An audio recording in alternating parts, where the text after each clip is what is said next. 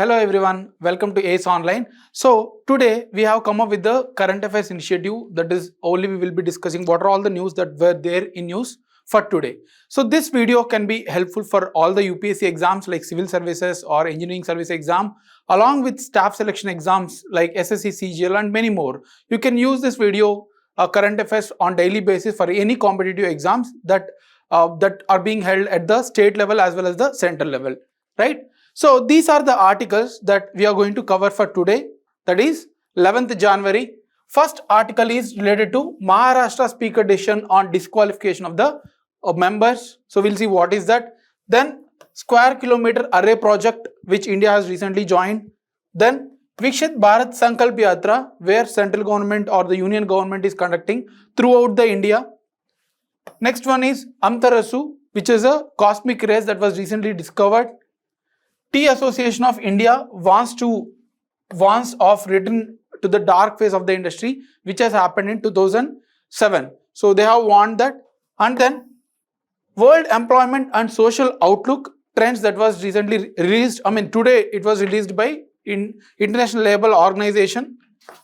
GI tax, geographical indication tax. So we will see these 7 articles which are relevant for our any competitive exams. First one. So Maharashtra Speaker decision on disqualification. So there is a pronouncement from the Speaker of Maharashtra Assembly. We will see what is the context first, why it is there in news, why it is there today as an issue.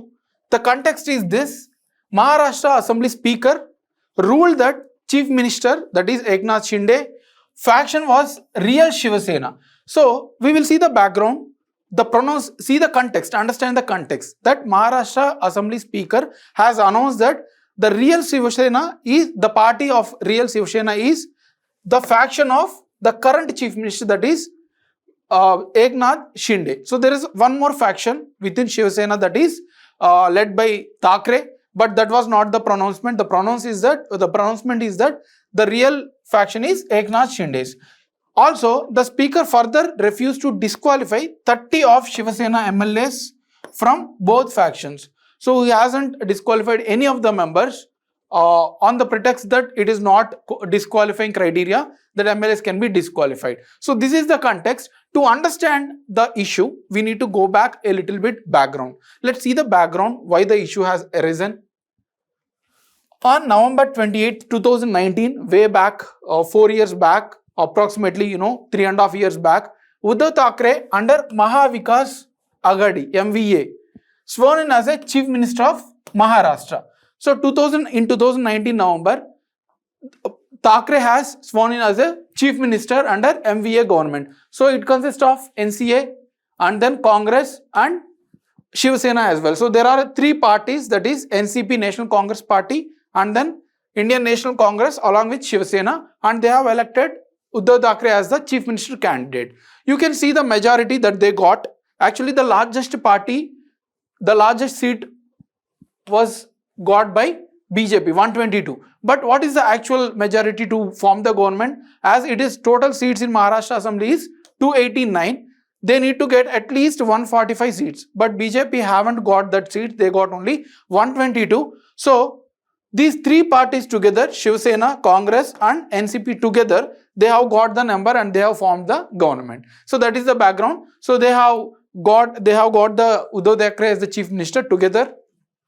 After few years, in 2022 June, Eknath Shinde, the leader of Shiva Sena, actually the leader of Shiva Sena, because Uddhav Thackeray hasn't competed in elections. So the leader of the Shiva Sena was put it by the leadership of Shiva Sena. Eknath Shinde got the leadership in the Legislative Assembly. So in 2022, on 21st June, they was missing. So the person was missing along with some MLAs in the Shiva Sena. This got troubled the whole Shiva Sena party. So Uddhav Thackeray was hesitation because he was already Chief Minister, but some of the MLAs along with Shinde were missing. Then the Thackeray group, whatever the MLAs left with the Thackeray. So how much Shiva Sena got in the election? So you can see there are 63 total MLAs from Shiva Sena and 30 were missing. So rest of 33 was called as Thackeray group.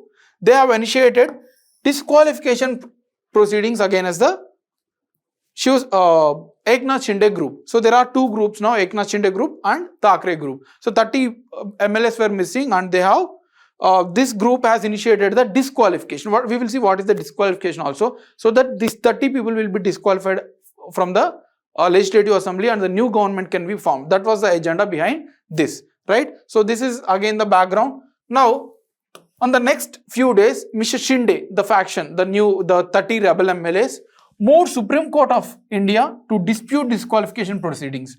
So whatever the disqualification proceedings has been initiated by the Thackeray camp, they have went for the other camp, went for the Supreme Court, right? So the case was under the Supreme Court consideration. There is no any judgment pronounced at that time. The same time, the Shinde group, the rebel MLAs, also approached Governor of Maharashtra and expressed that their withdrawal of support to the MVA alliance. So MVA alliance got around 150 MLAs and now 30 MLAs were out of that alliance. So there is no majority for the MVA alliance to form the government or to rule the Maharashtra state. So these people, rebel MLAs, have submitted the report to the governor, right, that we are withdrawing. Now what will happen? There is no majority government in the Maharashtra. Now the governor has directed the floor test. Floor test means he will ask the governor, he or she will ask the existing on the present government to prove the majority with the 150 MLAs, which is only possible like only if you have majority of 150 MLAs. So governor has asked Thackeray camp to prove the majority. The Thackeray faction challenged the floor test. So whatever the governor has taken the decision, that was challenged in the Supreme Court by the Thackeray camp, right? So in the light of the pending disqualification proceeding against the rebel MLAs. So there was already a pending disqualification in the Shinde camp, towards the Shinde camp. So Thackeray camp has asked Supreme Court to quash the governor decision to test the floor test. However, court refused to stay the floor test on June 29th of 2022. Supreme Court has rejected that we are not going to involve because it is a legislative aspect. They need to have a majority to rule it. Soon after the SC order, so as SC rejected, CM Thackeray, who was chief minister then, resigned without facing any floor test because he was not having 30 MLAs, the rebel MLAs. So obviously he felt that there was no point of going for the test as the defeat is imminent. So he has resigned from the chief minister post. On February 17th, 2023, Election Commission of India allotted the name of Shiv Sena and the party symbol to the Shinde's faction, the rebel MLAs. Before this itself, the Shinde camp along with BJP, they have formed the government because 122 MLAs are with BJP and there are 30 more rebel MLAs who have supported the BJP government there. So they have already formed the government, and Election Commission also gave the party symbol and the name to the Shinde's faction. After that, Thackeray faction claimed that the Shinde faction's actions are all act of defection. So they have said that it is all of defection. And on the other hand, Shinde's faction of MLAs claimed that they did not defect from Shiv Sena. So they are commenting against, or their views are against the Thackeray camp. Their actions resulted from the internal dissent and they represent the real Shiv Sena. They said that we are the real Shiv Sena. So actually, how can you disqualify if we are the real Shiv Sena camp? So that was the background. This is all happened. So after this, Supreme Court has put the condition. So Supreme Court has put the condition on the Speaker of the Legislative Assembly in the Maharashtra. Supreme Court on December 15, 2023.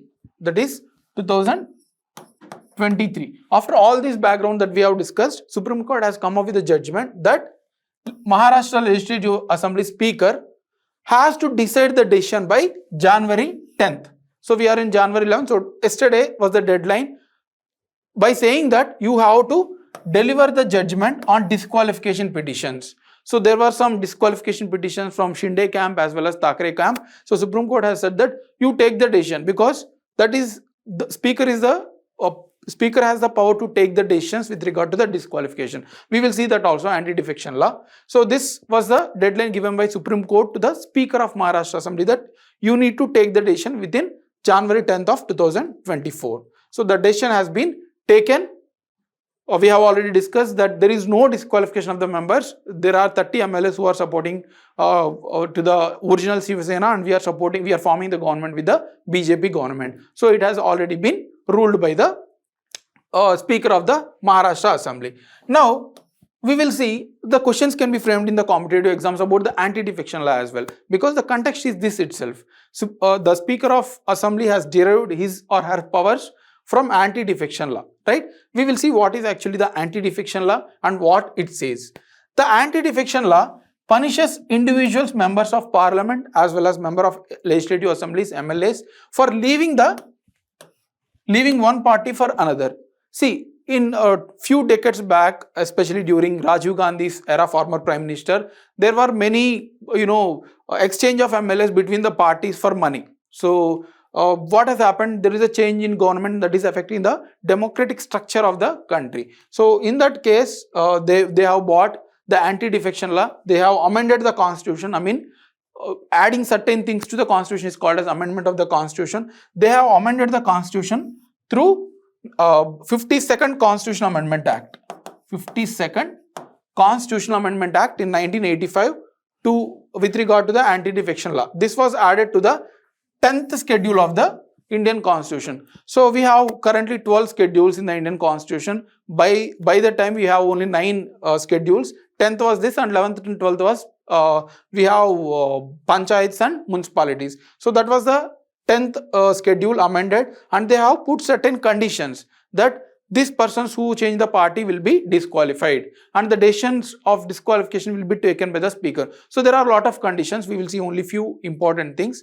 All these things has been put it in 10th schedule by the parliament. The 10th schedule, popularly it is called as Anti-Defection Act or Anti-Defection Law. So this is what we were discussing. The 10th schedule is nothing but Anti-Defection Act that was put forward by the parliament to disqualify certain members who are indisciplined towards the parliament nature. It was included constitution by 52nd Constitutional Amendment Act. We have already seen that. So there are certain exemptions. These loopholes are being used by the political parties to dent the nature of Indian Constitution. Let's see what is the exemptions.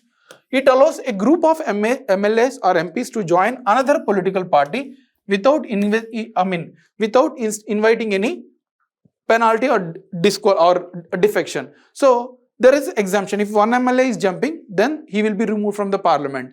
2 MLAs, yes, but a bigger group, the 2/3 majority. If there are 100 MLAs and 2/3 means how much? More than 66 or 67. So if there is a bigger group shifting their allegiance to the other parties, then they are not going to be subjecting to the defection. So that is being legitimized by the anti-defection law. Indirectly, it is supporting that yes, if a bigger group is changing the party, then it's fine, right? And it does not penalize political parties for encouraging or accepting defection legislators, right? So this is even if other parties taking that group, then that party is also not being affected by the anti-defection law. The decision on the questions as to disqualification ground of defections are referred to the chairman or speaker of the house. So that's what the law says. That's why Supreme Court has given the deadline to the speaker. The speaker or chairman of this respective house is the authority to decide the disqualification. However, the law does not provide time frame within which presiding officer has to be deciding the decision. So that's why the speaker of Maharashtra Legislative Assembly sat for many days. That's why Supreme Court came into the picture and gave the deadline. The anti-defection law does not tell any time frame within which he has to or she has to take the decision, right? So this is the Maharashtra Speaker's observations today, the judgment or the pronouncements he has given. Speaker said that there is no valid ground to disqualify 16 Shinde camp members.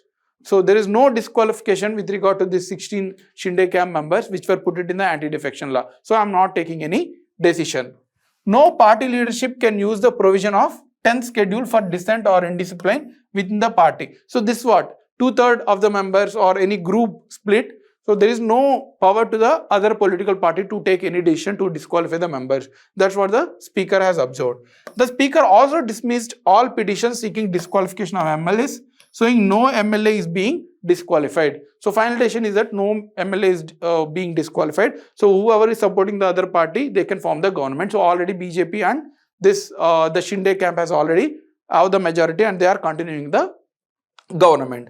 He quoted, the speaker also quoted some of the Supreme Court judgments saying that which faction is the real political party is discriminable from the legislative majority which is existed with the rival faction emerge. So what is the mean is this? After the split, whoever is forming the government or whoever is having the majority will be taking the decision. It is not the one who is actually won, but rather at present when the government is formed, whoever is having the majority, that faction will have the original name. So that's what the observations, right? So this is about the Maharashtra Assembly Speaker decision along with the anti-defection law, right? So that is the first article. Now we'll move to the second article, that is square kilometer array project. So there was a new project, not new actually, few years back itself it was being launched. We'll see what is the context, why it is there in news. The context is this: India had decided to formally join square kilometer array project. So India has few days back, they have agreed to join this particular project. It is an international scientific collaboration.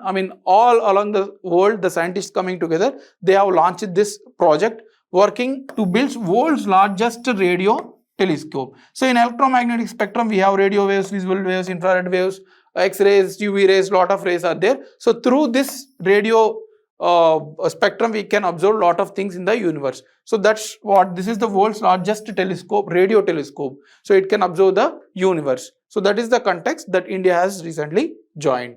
Now we will see what is the project actually. Of course, the exam point of view, you have to know the factual things and the objectives. It is an intergovernmental organization. That means all governments coming together and signing the project. And the aim is to build and operate cutting-edge radio telescopes. So they want to, it is not actually a single telescope, it is a bunch of telescope. All these governments together, they want to launch the cutting-edge radio telescope. A radio telescope means whatever the telescope that is being used to observe through radio waves in the spectrum. And the headquarters of this project, the overall project headquarters, is being worked from Jondrel Rock Observatory located, Jondrel Bank Observatory located in United Kingdom, UK, Britain. It is a consortium of 16 members. So total we have 16 members including India.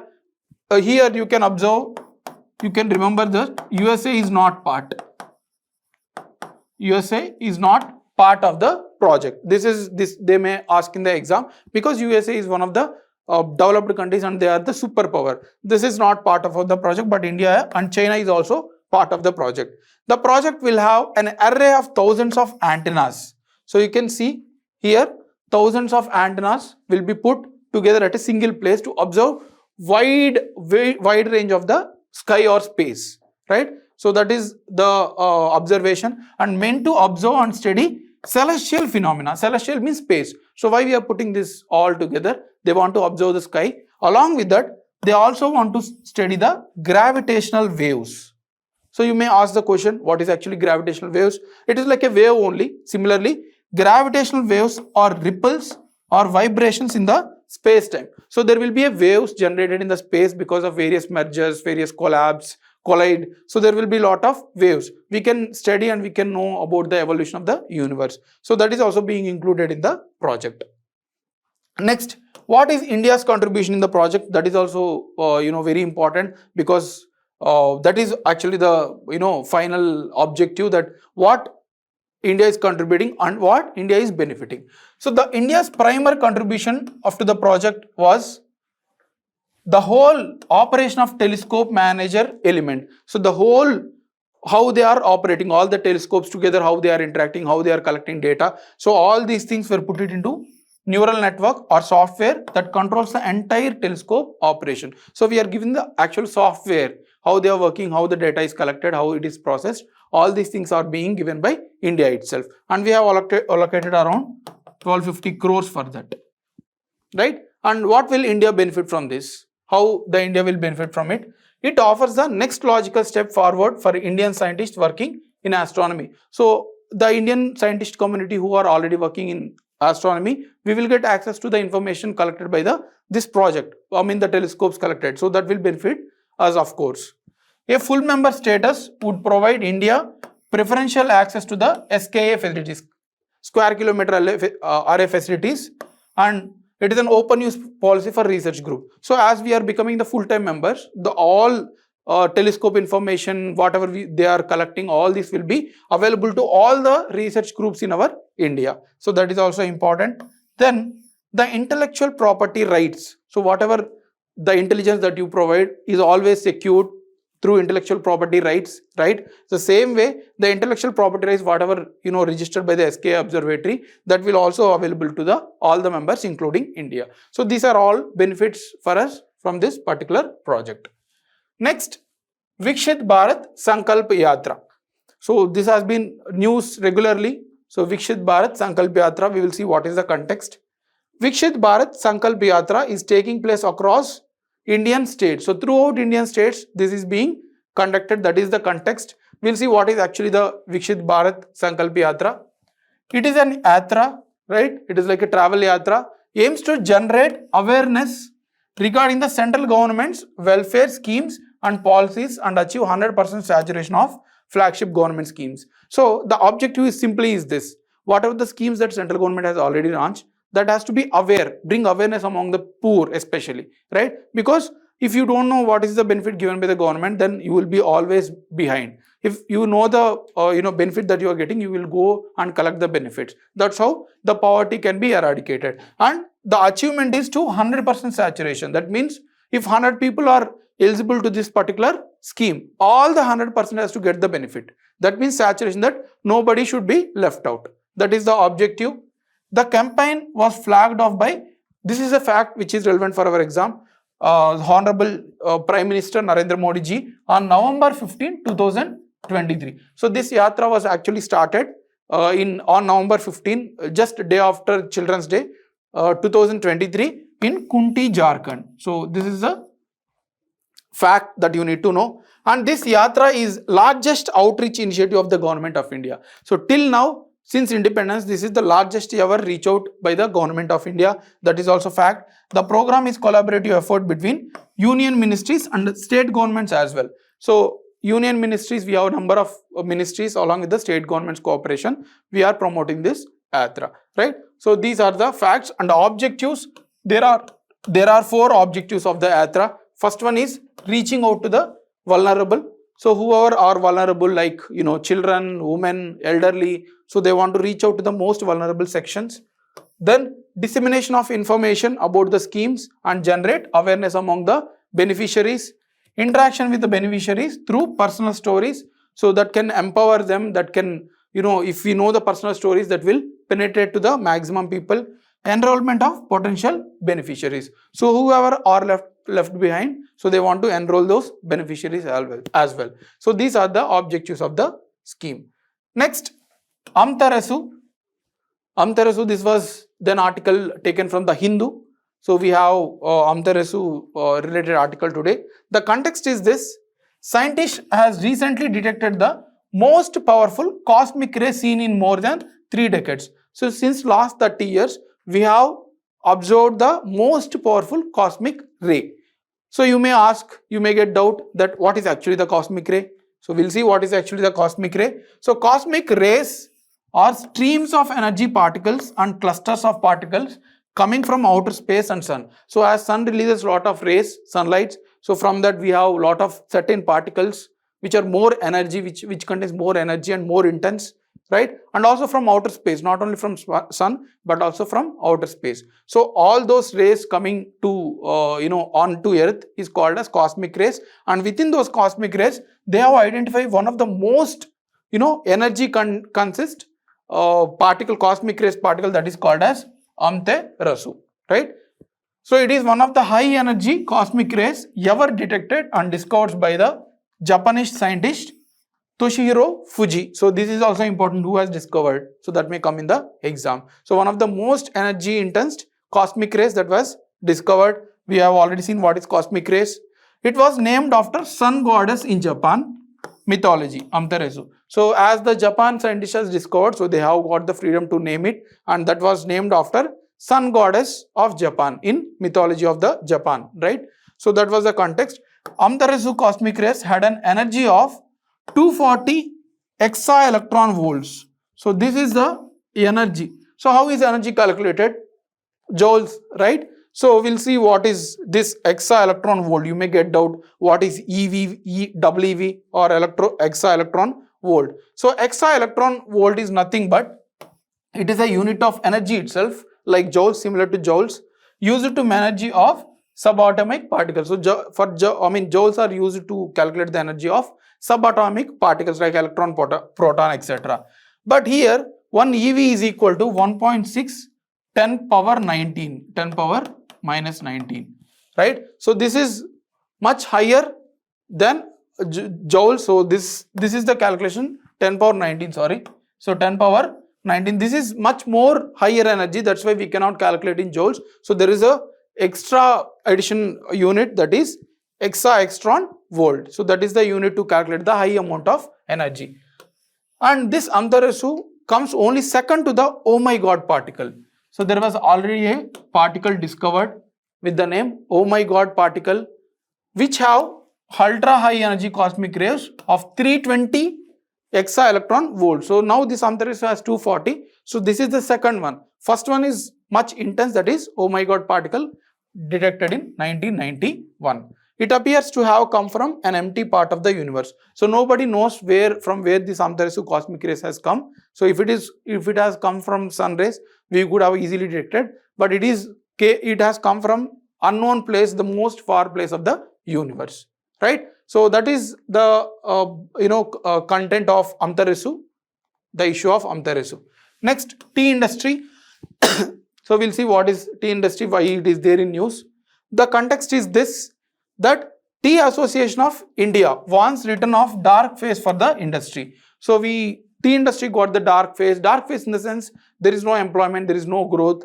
Such a type of conditions are called as dark phases. So they have seen these dark phases in 2007, 2008 time. So now the Tea Association has warned that we are going to face the same situation again in 2024. So that is the context. So let's see what is more about that.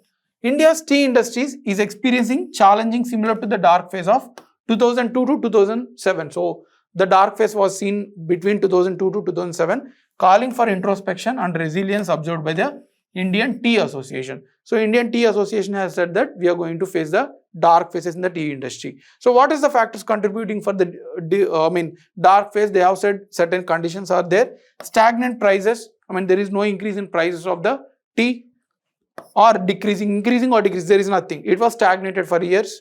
Oversupply and widening gap between the demand and supply. So that means there is less demand, but there is more oversupply. So if there are 10 children want 10 biscuits, but the production is 20 biscuits. So what we will do with the 10 biscuits?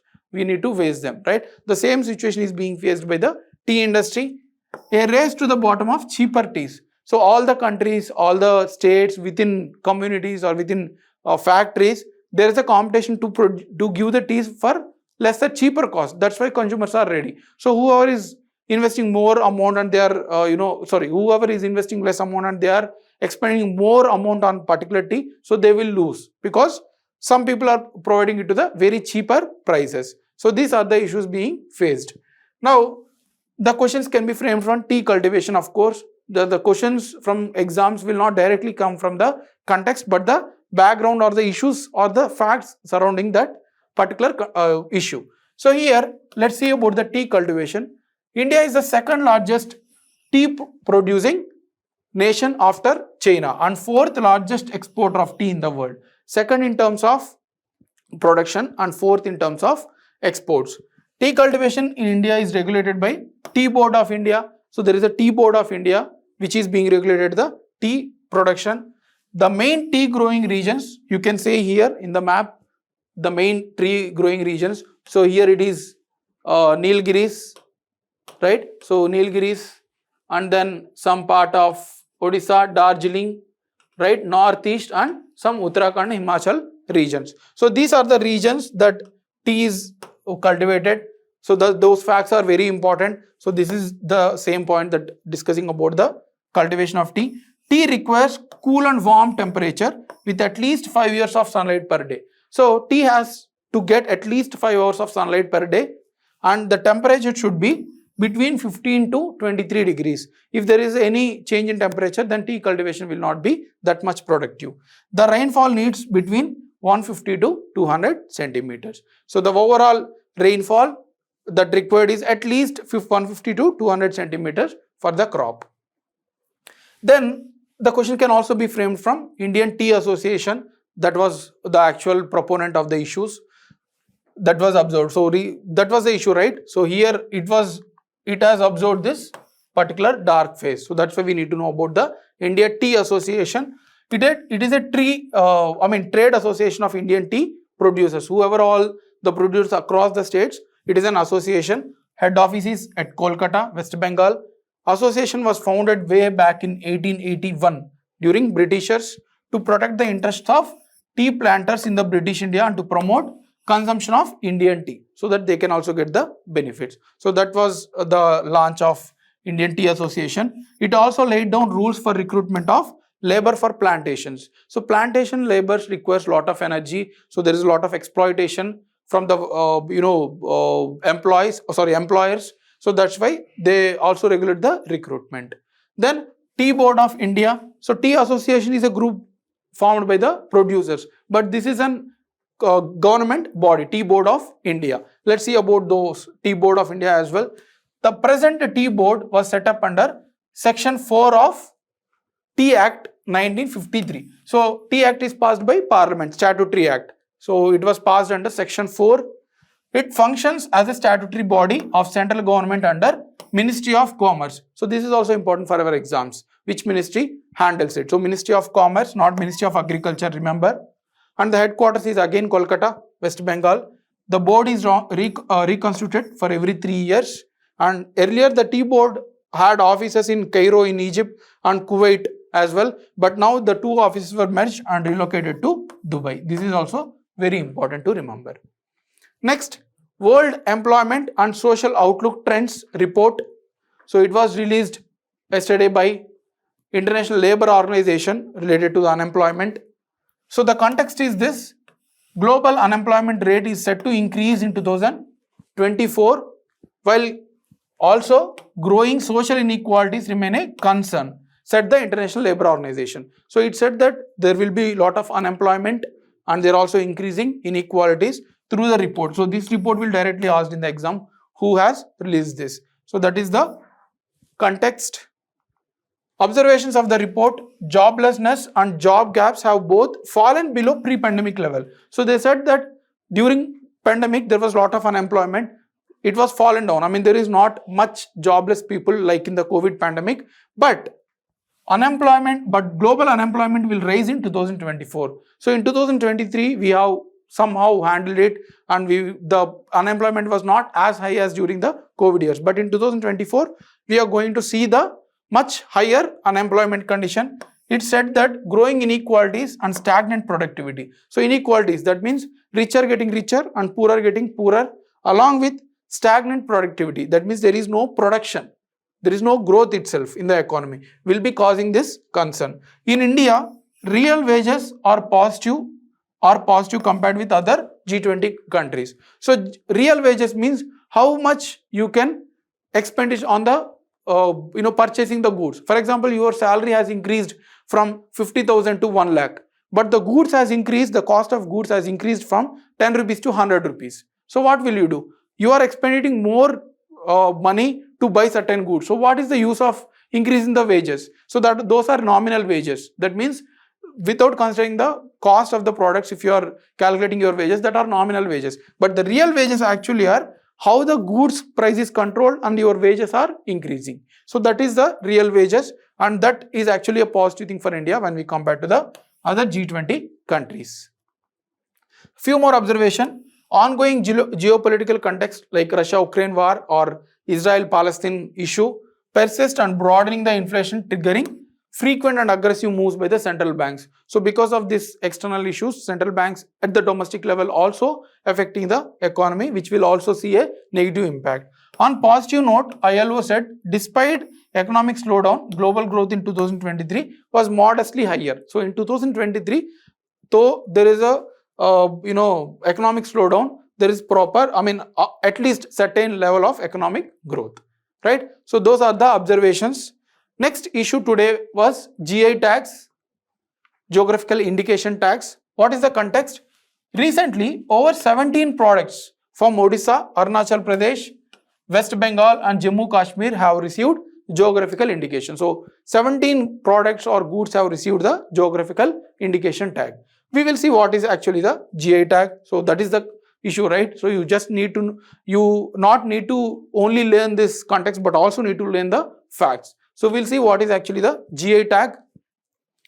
A GI tag is a sign or a used on a product. Say for example, you have Tirupati Laddu. You will have a GI tag that this is from the Tirupati region. No other person can claim this. So like that, it is a sign used on products that have a specific geographical origin. From this particular town, you have origin and possesses qualities or reputation that are due from the origin. So the sweetness, the pleasantness, the quality, all the qualities are being given with the stamp. Stamp in the sense, don't take it as a physical one. So it is like a recognition that this particular good has certain qualities and originating from this region, right? So that is called as geographical indication tag. There are over 500 GI tags as of 2024 January, and there are 34 classes of products that can get the GI tags, from chemicals, paints, foodstuffs, handicrafts, musical instruments, even firearms, locomotives. So we have approximately 34 classes of goods to which the GI tag can be given. Also, let's see here few important facts for our exam. The products in the GI registry falls under 5 major categories. So agriculture related goods, foodstuffs, handicrafts, manufactured and natural. So among those 34 classes, there are 5 major categories. Agriculture, see here handicraft is being dominated. So most of the GI tags were given to handicraft followed by agriculture. So these 5 are being dominated with GI tags. And there are also some, Tamil Nadu has the highest number of GI tags. So this may also asked in the exam, which states have highest GI tag? First is Tamil Nadu, followed by Uttar Pradesh, and third is Karnataka. So 3 states you can remember, right? So this is about the GI tag states, about the states. Now, who will give this? Who are giving GI tags? That is also important. GI tag ensures that only authorized users or those residing in geographical territory are allowed to use the popular product name. So Tirumala Laddu cannot be used by someone else. Some other districts cannot claim that this is our Laddu. So only that specific region can claim that. And GI tag is given for 10 years. That is also important. For how many years GI tags are given? That is 10 years. After that again they need to renew, right? If not, one else also can claim that. This is the what I was telling. Who gives this geographical indication? It is given by Geographical Indication Registry, Department for Promotion of Industry and Internal Trade under the Ministry of Commerce. So under the Ministry of Commerce, there is a Geographical Indication Registry in Chennai. So headquarters at Chennai will give this geographical indication, right? Yes. So these are the important news that were in news for today. So you can use this for all the competitive exams, either it is in UPSC or SSC or state level exams. We will come up with such sessions regularly in coming days. Thank you.